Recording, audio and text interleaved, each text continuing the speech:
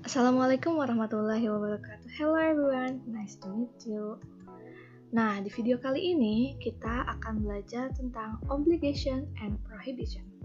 Obligation artinya keharusan atau kewajiban, sedangkan prohibition artinya larangan. Nah, kita akan mempelajari tentang dua hal ini. Oke, without any further ado, let's check this out. Nah, yang pertama, apa sih obligation itu? Nah, di sini kita akan belajar tentang ekspresinya ya. Expression of obligation adalah bentuk ekspresi untuk menunjukkan suatu keharusan atau kewajiban. Sedangkan expression of prohibition adalah bentuk ekspresi untuk melarang seseorang melakukan sesuatu. Nah, bagaimana cara kita membuat kalimat untuk menyatakan suatu keharusan atau larangan? Kita bisa menggunakan model seperti ini.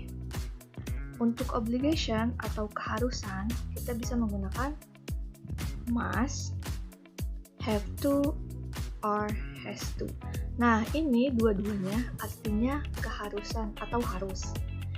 Have to biasanya kita gunakan ketika kata tersebut menggunakan kata I, you, we, dan they. Sedangkan has to kita gunakan ketika di dalam kalimat itu menggunakan kata he, she, dan it. Selanjutnya, untuk prohibition, kita menggunakan model cannot atau can, must not atau mustn't. Biasanya dalam penulisan kita akan menuliskan cannot, tetapi ketika kita berbicara, kita akan menggunakan singkatannya itu can. Begitu juga dengan ini. Dalam penulisan kita akan menggunakan must not. Tapi ketika kita berbicara dengan teman kita akan biasanya menggunakan mustn't. Lanjut. Contoh kalimatnya seperti ini. Must.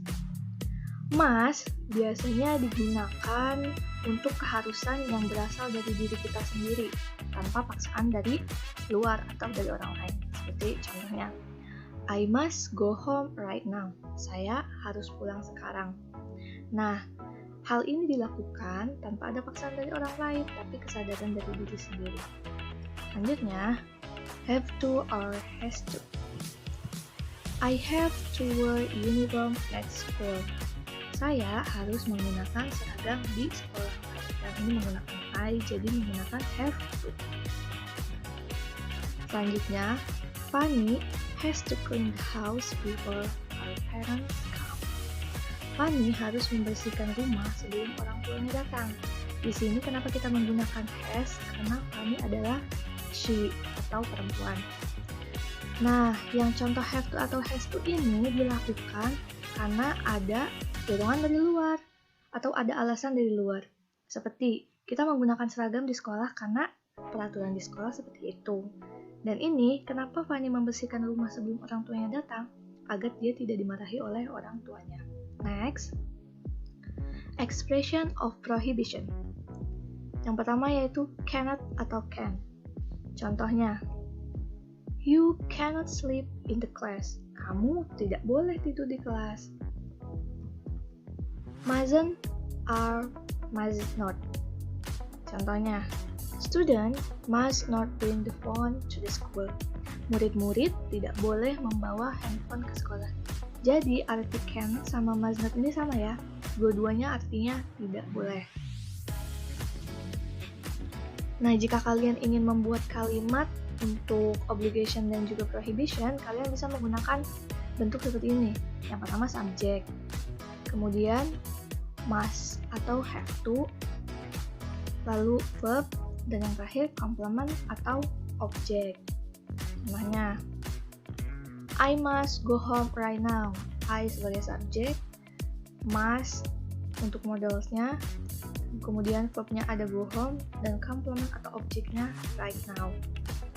Contoh lainnya, I have to wear uniform at school. Saya harus menggunakan seragam di sekolah. Nah, untuk yang prohibition-nya, kita bisa menggunakan bentuk seperti ini.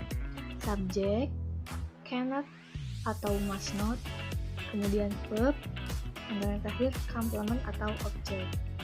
Untuk kalimatnya, you cannot sleep in the class. kamu tidak bisa tidur di kelas. Kemudian, student must not bring the phone to the school. Nah, untuk selanjutnya, di dalam obligation ini ternyata masih ada kata-kata lain yang bisa kita gunakan selain can dan juga have to. Contohnya, we need to buy the stationery. Kita bisa menggunakan kata need. Kata need di sini juga sama, artinya harus. Kemudian kita juga bisa menggunakan necessary to.